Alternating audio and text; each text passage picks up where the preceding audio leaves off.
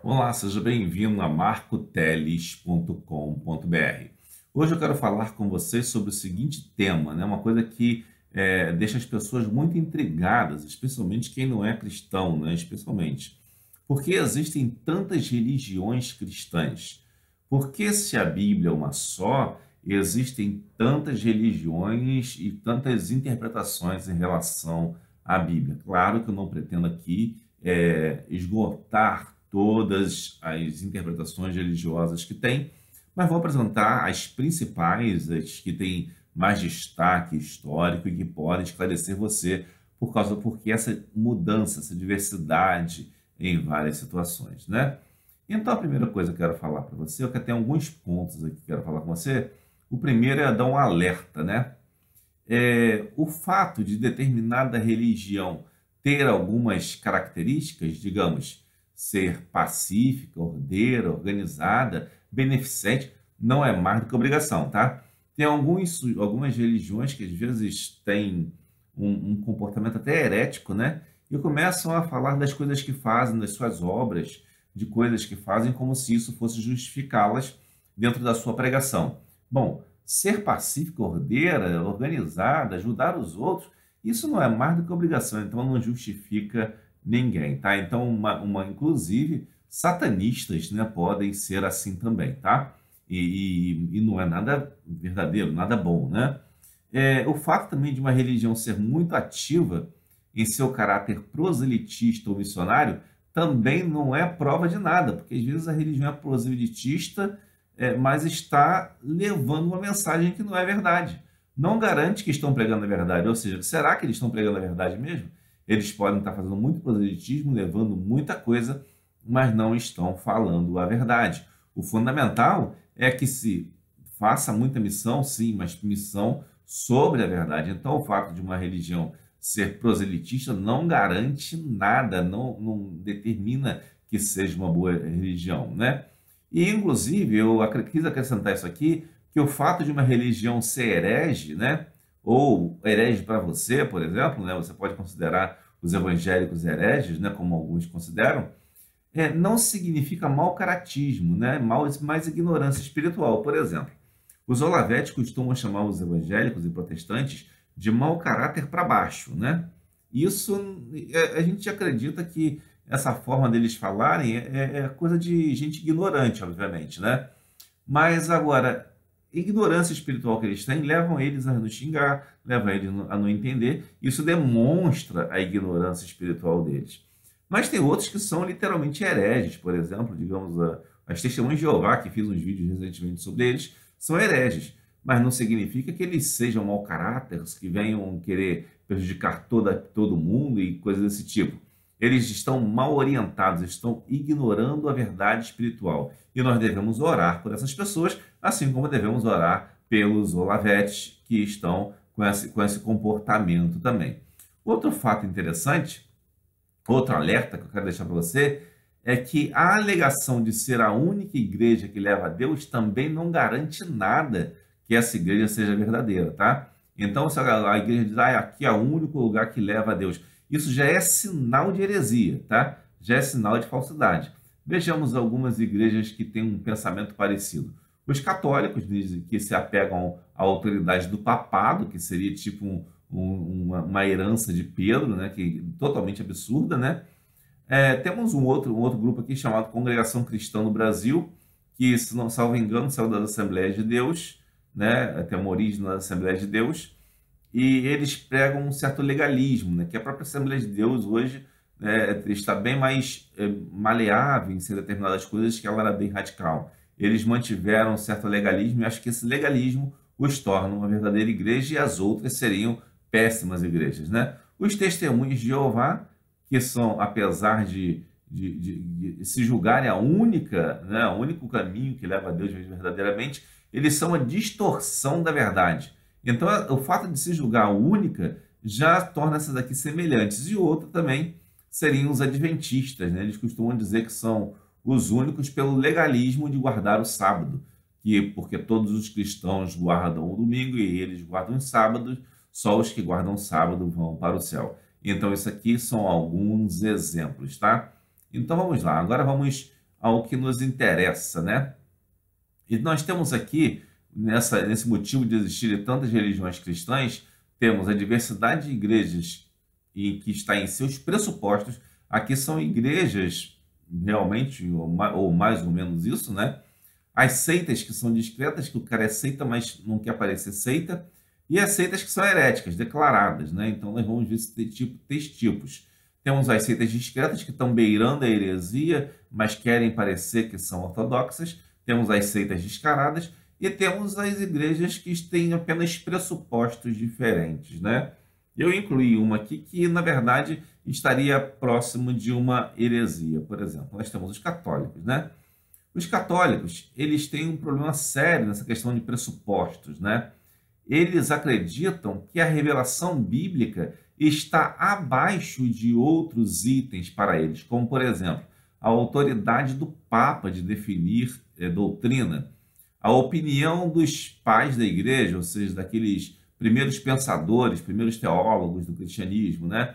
Como se eles fossem infalíveis e como se a palavra deles fosse uma coisa canônica, fosse a expressão total da verdade. Não, eles também erraram, então não pode ser colocada no lugar, colocada acima da Bíblia Sagrada para esclarecer a Bíblia Sagrada. O Papa, muito menos, tem essa autoridade, nem nenhuma igreja, nem a organização. Eles fazem até pior, eu botei o Papa aqui, mas fazem até pior, colocam a organização da Igreja Católica como se estivesse acima da Bíblia Sagrada. Entendem até que a Bíblia é resultado, é produto da Igreja Católica. Então já é uma contradição absurda, né? Eles também aceitam tradições pagãs ou cristãs herdadas que colocam acima da revelação bíblica. Algumas tradições pagãs que nós podemos encontrar, por exemplo, são o culto aos santos. Nós vemos, por exemplo, o culto a Maria. Na verdade, é um culto herdado de diversos cultos que existiam a deusas da fertilidade. E o culto a deuses da fertilidade é um dos cultos mais difundidos no mundo. Por quê? Porque existe aquela ideia de que a chuva, que seria a força masculina, cai sobre a terra, que é feminina, e a terra teria a ideia de mãe, de onde se brota o alimento, e de onde todos se alimentam e nascem, por aí vai. Então, essa ideia gerou vários cultos de deusas da fertilidade em vários lugares do mundo. Não é à toa que cada país católico, né, seja na Europa ou fora dela, tem sua Nossa Senhora, né, que na verdade é uma expressão de uma deusa de fertilidade que era cultuada em determinados lugares e que foi se passando a cada dia, né, por determinados lugares. Claro que isso no início, em alguns momentos, a origem ficou um tanto quanto incerta, mas eu lembro pelo menos de um caso em que uma senhora simplesmente disse que viu a santa num terreno e queria comprar o terreno. Aí acabou comprando em outro lugar para fazer a igreja, né? Mas só porque ela disse, e aquilo virou uma revelação. Mas a mulher tinha uma vida bem estranha, diga-se de passagem, né?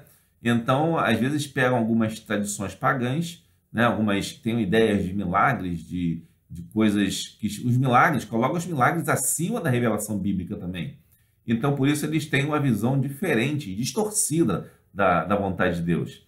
E eles colocam também a filosofia e o direito greco-romano acima da revelação bíblica para gerirem as coisas dessa organização, né? Então, portanto, os católicos têm essas divergências. E essas divergências com as escrituras é que fazem gerou a divisão entre protestantes, católicos e protestantes. Dos protestantes vieram os evangélicos, quando entendemos como os protestantes, aqueles iniciais que estão ali, aquelas denominações que têm origem direta nos reformadores iniciais.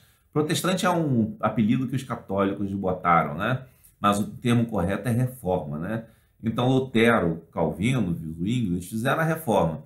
E nessa reforma, inclusive, eles têm até alguns comportamentos, algumas doutrinas que se assemelham um pouco com o catolicismo, né? E os evangélicos já foram abandonando mais determinadas práticas que lembram o catolicismo. Mas o que nós podemos ver de diferente dos pressupostos entre os católicos, protestantes e evangélicos, se bem que protestantes e evangélicos se tornam aqui no Brasil um termo tanto quanto evangélico é um termo mais genérico, tá? Protestantes inclui evangélicos, mas a gente coloca protestantes e evangélicos simplesmente para uma divisão de origem histórica, tá? Mas acabam sendo mais ou menos o mesmo grupo, tá? E para esse grupo dos protestantes evangélicos, as escrituras são a única autoridade revelada, ou seja, não tem filosofia greco-romana, direito greco-romano, não tem nenhum super autoridade que vai dizer alguma coisa do que é a Bíblia, não tem nada disso, não tem tradição, não tem nada, é a Bíblia que é a verdade. Entretanto, você vai me dizer, mas existem diferenças entre os evangélicos, sim. E as principais são quanto a duas coisas, né? Tem outras, mas são mais secundárias. As principais são essas.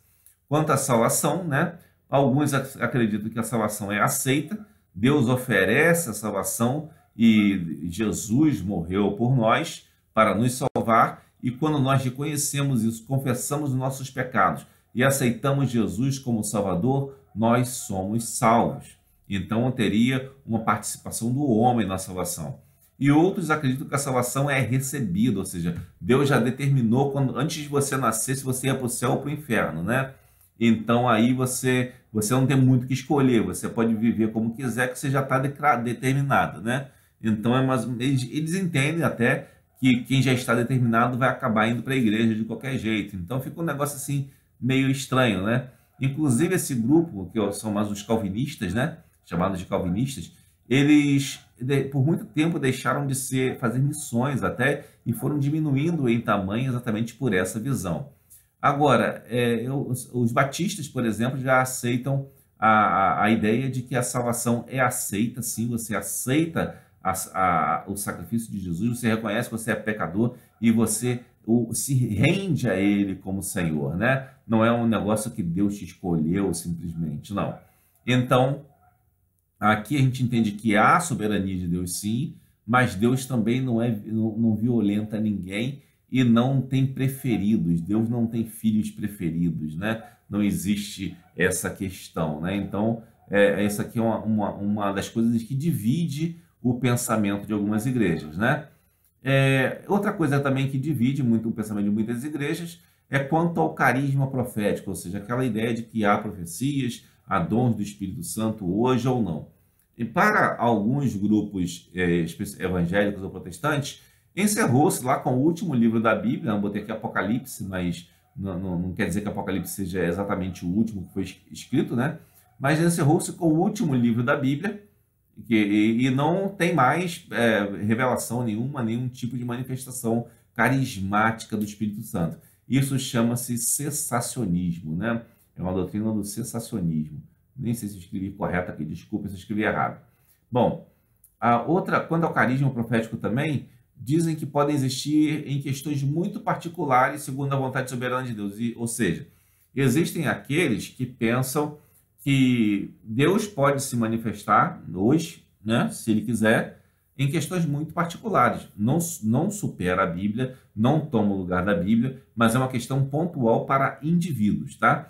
Então, nesse caso, pode ocorrer esporadicamente, mas é extremamente raro que Deus faça isso, né? Então, essa aí é uma visão mais meio termo entre o cessacionismo e a que nós vamos chamar agora, que eu chamo de manifestacionismo, né? Essa visão meio termo, eu concordo com ela, porque eu acho que você também não pode colocar Deus numa caixinha e dizer assim, Deus não faz porque eu não quero que Ele faça, né? Deus vai fazer se Ele quiser fazer, e se Ele não quiser fazer, Ele também não vai fazer. Mas agora, não tem muita necessidade de Deus fazer, porque Ele já revelou boa parte de sua vontade, ou toda a sua vontade nas Escrituras. Então, para Ele fazer, vai ser uma coisa muito específica, onde você tenha uma missão especial que Deus quer que você faça, né? Alguma coisa que Deus quer que você faça, então Ele vai te mostrar isso para você alcançar mais pessoas. Nesse caso, pode existir sim uma manifestação de Deus que Ele mostre isso, mas não quer dizer que seja o tempo todo, tá? E também não quer dizer que não seja nunca, né? E tem aqueles outros que acreditam que tem que existir nos cultos da igreja. Ou seja, se não tiver a manifestação do Espírito Santo, não teve um culto, o culto foi fraco, dizem, né? Isso aí eu chamo de manifestacionismo. Não sei se usam muito esse termo, né? O manifestacionismo, assim, o cara acha que ele tem que ir na igreja e que tem que haver profecia, tem que haver revelação, tem que haver cura e coisas desse tipo, né? Existem algumas igrejas que pensam assim, não vamos entrar em detalhes sobre isso, né? Mas nós já vimos aqui, portanto, que nós temos pelo menos algumas questões aqui que os católicos, eles colocam coisas além da Escritura, né? Colocam algumas coisas acima da Escritura. Os protestantes evangélicos, as Escrituras são a única autoridade revelada. Agora, essas relações, só que partindo de pelo menos duas correntes de interpretação, existem igrejas com pensamentos diferentes. E isso aqui não é heresia. Por quê? Porque a Bíblia, vamos dizer assim, dá um certo lastro para que você considere uma coisa ou outra, tá?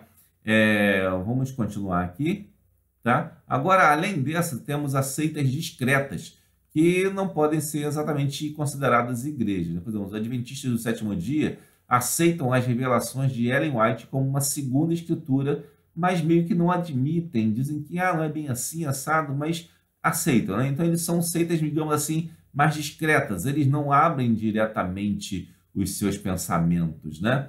E temos as seitas heréticas escancaradas, entre elas os Testemunhos de Jeová e os Mormons, né? Sendo que os Mormons são menos agressivos, né? Digamos assim, em termos de proselitismo, né? Os Testemunhos de Jeová negam a divindade de Cristo, negam qualquer doutrina que aponte para a divindade de Cristo e mutilam a Bíblia com a tradução do Novo Mundo. Ou seja, eles não aceitam a divindade de Cristo, então, por não aceitarem a divindade de Cristo, se tiver alguma doutrina que aponte para a divindade de Cristo, eles vão negar essa doutrina, como, por exemplo, a doutrina da Trindade, né? E vão mutilar a Bíblia na sua própria tradução Novo Mundo, onde no livro de João, no Evangelho de João, capítulo 1, versículo 1, uma versão mais antiga deles, pelo menos, não dizia que Jesus, o verbo era Deus, mas que o verbo era um Deus menor, né, com D minúsculo, segundo eles. Portanto, eles chegam a mutilar a Bíblia para fazer esse tipo de heresia escancarada. Os Mormons já têm outra característica, eles aceitam o livro de Mormon como escritura revelada ao lado da Bíblia. Ou seja, esses aqui você não pode considerar a igreja. O livro de Mormon seria o profeta dele, acho que é Joseph Smith, ou acho que é isso. Ele disse que encontrou umas placas de ouro e que leu com óculos do Zé Bonitinho. Se você for ver ele explicando isso mesmo, um óculos do Zé Bonitinho. E conseguiu ler essas placas de ouro, e ninguém sabe onde estão essas placas de ouro até hoje, né? E dizem que dão lá as desculpas deles, mas essas aqui são seitas heréticas, essas aqui são seitas discretas, tá? Entendendo que adventistas, hoje em dia, você não pode classificá-los todos no mesmo grupo, tá? Porque tem algumas igrejas adventistas que são evangélicas, tá? Por incrível que pareça, elas simplesmente guardam o sábado, mas tem outras características evangélicas. Então, aqui eu estou me referindo especificamente aos adventistas do sétimo dia, porque existem outras situações em que você vai encontrar isso. Então, resumindo, né, como nós vimos, existem tantas religiões cristãs exatamente porque existem seitas discretas que abandonam as escrituras, a base toda está na visão quanto às escrituras. Algumas abandonam totalmente, outras negam verdades bíblicas, outras se arrogam de defender a Bíblia mais ou menos, e tem aqueles que colocam coisas acima das escrituras.